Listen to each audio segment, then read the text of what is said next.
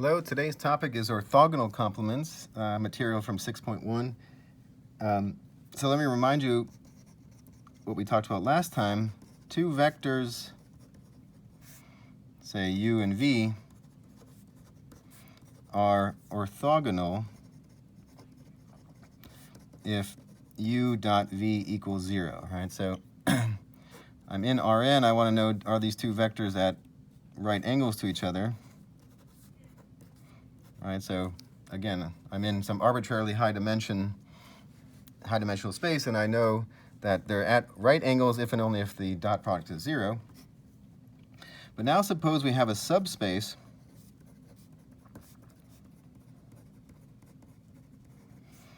of Rn, okay? We say a vector, let's say z, is orthogonal to the subspace W if z dot W equals 0 for all W in the subspace W. I guess this is a definition I should put here. Okay, so let me try to draw a little picture here. So suppose, we're in R3. Try to give you a cartoon picture here. My subspace might be a plane through the origin, so let me call this W. So we're sitting in R3, and I've got a subspace W. So what does it mean to say that a vector is orthogonal to W? It means that, so let me draw a little vector here, Z. So to say that it's orthogonal to W means that no matter which vector I take in the plane, so this is a little vector in the plane, it'll be at a right angle. And that's the same for this vector that's in the plane. That'll also be at a right angle to Z. So every vector in that plane has the property that its dot product, so this is maybe W1, that's W2. Every vector in the plane has a dot product of 0 with this vector Z. Okay? Another definition here. Definition. If W is a subspace of Rn, the orthogonal complement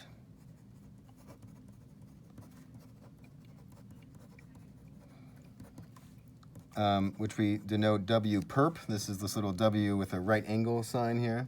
This, by definition, is the set, the collection, let's say, of all vectors that are orthogonal to W. Okay, so that's the definition of the orthogonal complement. Now, in our picture here, right, what we saw is that the vector z is, I'll use this pencil here. So this vector z is orthogonal to W, but note that, minus z is also orthogonal to W.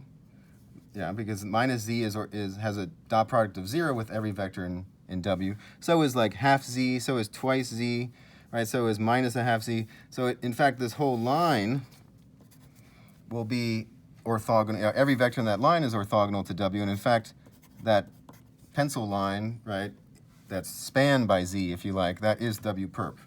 That's the orthogonal complement to the plane. Okay, so that's one example. Here's some important facts. So if you think, right, so by definition, I have to check every vector in the subspace W and ask, is it orthogonal to the vector Z? So here's some important facts that we'll use throughout the rest of the course here. First of all, a vector X is in W perp if and only if X is perpendicular or orthogonal to every vector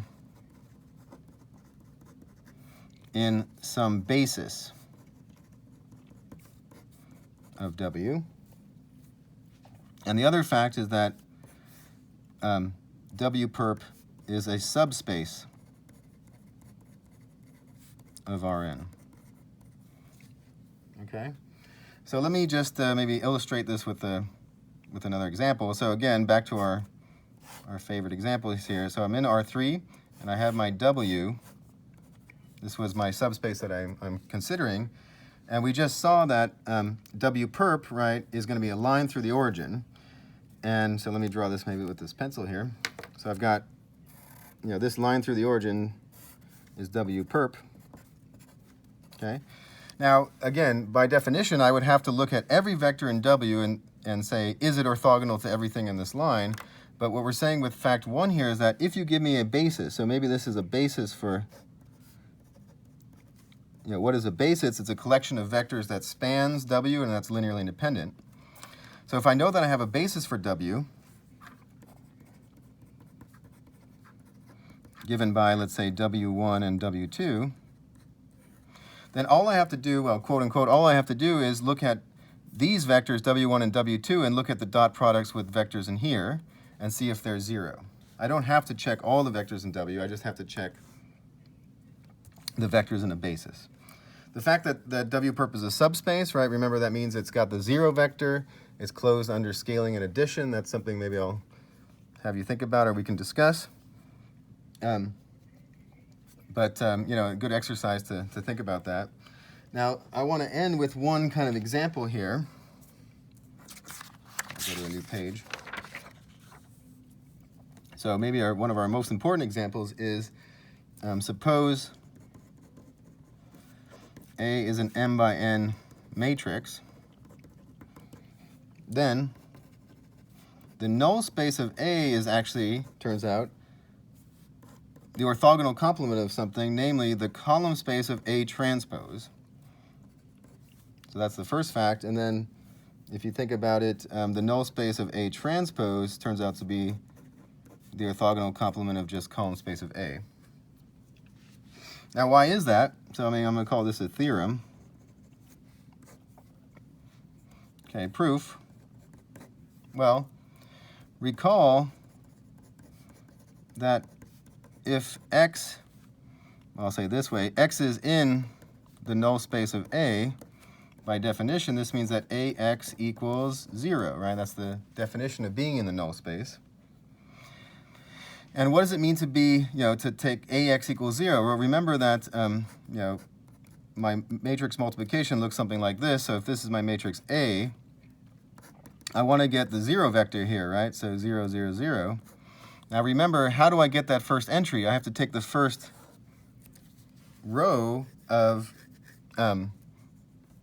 this matrix A, right? So maybe this is A11 through A1n. And I take that first row and I take the dot product with this vector x1 through xn. That should be 0. So to say that AX equals 0 means that every time I look at one of these rows, I get a dot product of 0 with this column vector here. So this is saying that X is orthogonal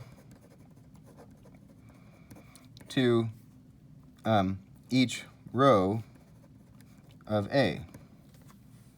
Okay?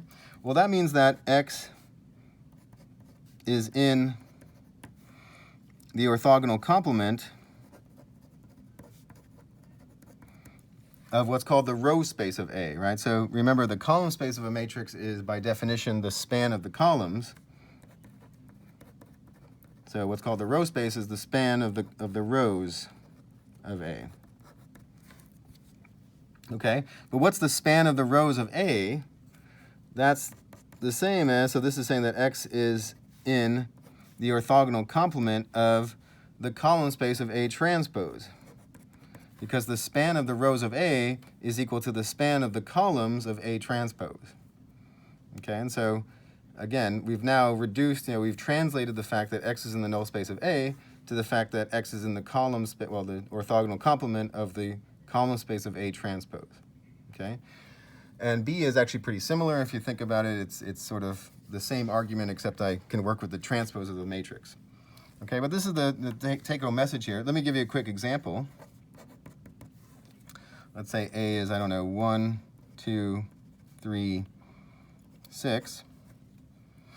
Then the null space of A, you can check, is, right, so this will have one free variable x2, and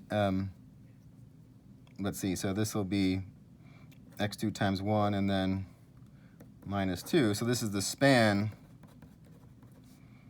of minus 2, 1. That's the null space.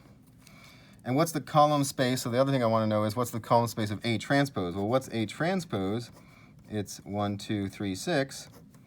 And the column space of A transpose, of course, is the span of the columns of this guy. But notice that 1, 2, and 3, 6 are multiples of one another. So to get the, to get a basis for the column space of A transpose, I don't need that 3, 6 vector. It's the span of just 1, 2. And now let's draw what we have. So in this space that I have here. So what is the null space? It's the span of minus 2, 1. So minus 2, 1. So this span of this vector, this is the null space. Okay, right? The span of minus 2, 1. And what's the column space of A transpose? It's the span of 1, 2. So 1, 2 is like this. And notice that they are orthogonal complements, right? This line, everything in this line is orthogonal to everything in this line. This is the column space of A transpose. And you've got two lines in this case that are orthogonal to each other, and this works in general. So we might talk about a higher dimensional version, but here's a kind of small example of this in action. Okay, we'll continue this discussion next time. See you then.